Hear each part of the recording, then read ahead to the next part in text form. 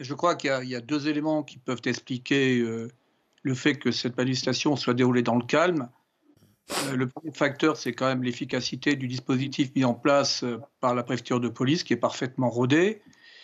Deuxièmement, c'est, je pense et c'est tout à fait plausible, la passivité objective des Black Blocs, hein, qui, partagent une convergence idéologique avec, une partie de la je dirais la mouvance radicale du Front populaire, du du oui, du Front populaire.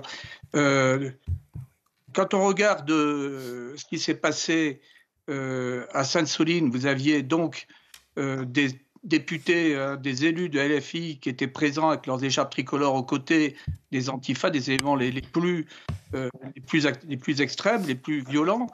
Donc pourquoi les Black Blocs seraient-ils venus, perturber une telle manifestation? Donc, je crois que c'est là une explication et d'ailleurs c'est révélateur peut-être de la composition assez, hétéroclite, de cette manifestation. Vous avez d'une part des gens qui relèvent vraiment de la dynamique révolutionnaire, hein, dont les troupes, sont, les activistes Antifa, Black Bloc et puis il y a ce qu'on appelle la tendance bourgeoise, si on reprend une lecture, je dirais, léniniste.